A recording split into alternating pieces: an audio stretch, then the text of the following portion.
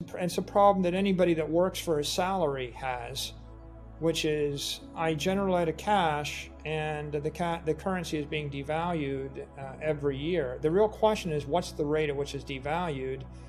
And let's do the thought experiment. What if we didn't print any more money?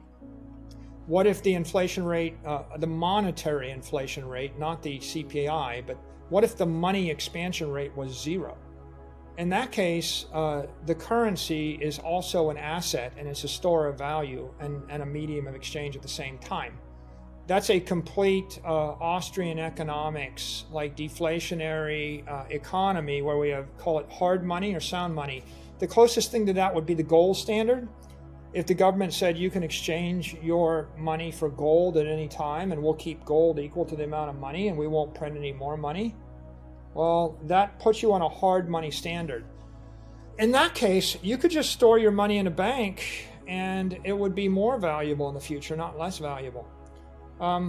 When the government goes off the gold standard, and we went off the gold standard explicitly in 1971, now the currency is losing some percent of its purchasing power every year because it's being inflated away. And what's the number? Well, it was about 7% a year, and now it's like 20% a year, and 15 to 20% a year, and you got to figure out, is it 15, 20, or 25? But if it's 15 to 20, the currency is weakening 1 to 2% a month.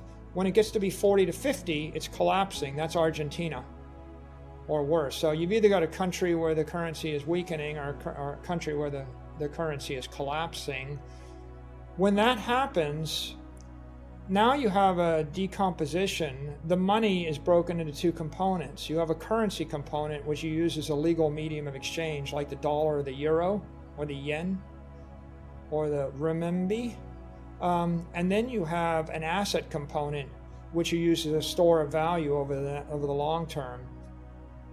Money or US dollars have ceased to be a store of value for at least the past decade, since the great financial crisis.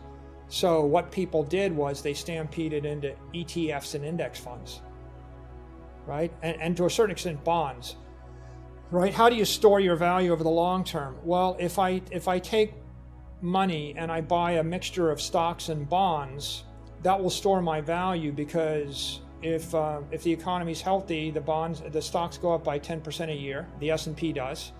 And if the economy is not healthy, the Fed will lower the interest rates by 50 basis points, and the bond will trade up. And so that works for how long? It works, watch the interest rates for the last decade. It works until you crank the interest rates down to zero. It used to be overnight money was 550 basis points, Tom, before the great financial crisis. And then they cranked it down from 550 to 500 to 450 to 400 to 350 to 300 to 250 to 200 to 150 to 100 to 50 to zero.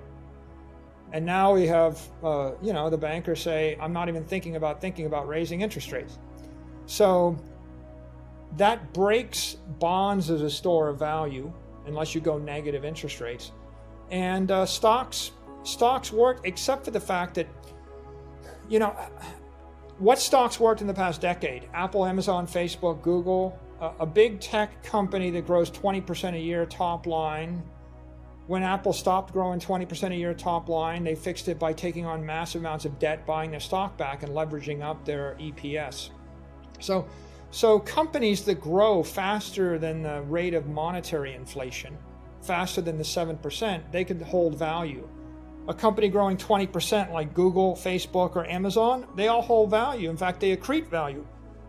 Why? Because 20 is more than 7, right? So it's plus 13% a year, right? What happens to all the other companies? Which companies in the S&P 500 amounted to all the indexes, or to all the gains? It was big tech, right? Big FANG stocks were the winners. Everybody else treads water, because if you're growing at 7% and the money supply is collapsing at 7%, you're net zero. And how else do you get around it? Well, you can go borrow a lot of money, leverage up, buy back half your stock, and get your cash flow per share up. But what happens when you're fully leveraged, which is like where they are right now? You can't do it anymore. So what's the problem right now. The problem today is the currency is being devalued at 20% a year, not 7% a year, right? I turned up the heat in the frying pan. And the second problem is some stocks could hope to grow 20% a year, like the minority, 5% of them could grow 20% a year for the past decade. What percentage of stocks can grow 30% a year? Because now you got to grow 30 or 35% a year because the hurdle rate just jumped. Now you're pushed out on the risk curve here. You got to take massive risk as a company to grow that fast. You got to do acquisitions. You got to burn the candle on both ends. You got to take on massive new leverage. This is squeezing.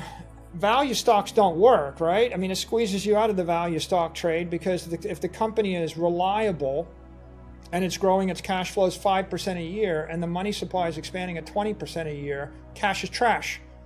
Back to my story, right? Why is cash trash? Because I had a value stock with a lot of cash and the money supply is expanding. Look at it from the point of view of an investor. They can invest in the S&P 500 index or the NASDAQ, and those were all up like 40% year over year or something, Or they could hold cash and get 0%. Nobody wants to hold cash. And so they might as well just take it and put it into something else. Now, long term, you can get a bump on equities when you have a boost, when interest rates get spiked down. You saw it. When we flood the market with liquidity, initially that makes stocks go up. But let's take the example of Zimbabwe and Argentina. If I keep doing it for 10 years, what happens to those stocks? They don't go up. Right? The problem over time is stocks are valued based upon the discounted value of the cash flows, or at least in part. And so if I give you a company generating $100 million in cash every year for the next decade, but I tell you there'll be 10 times as much money in the economy in a decade, that $100 million of cash will only be worth 1/10 as much in a decade. So the discount rate is jumping, which means the value of the cash flows into the future is collapsing. The road to serfdom is working exponentially harder for a currency growing exponentially weaker. And so how do you solve the problem? And the solution to the problem is you convert your assets from a weak currency that's inflating into a strong currency, or a strong asset, if you will, that is deflating.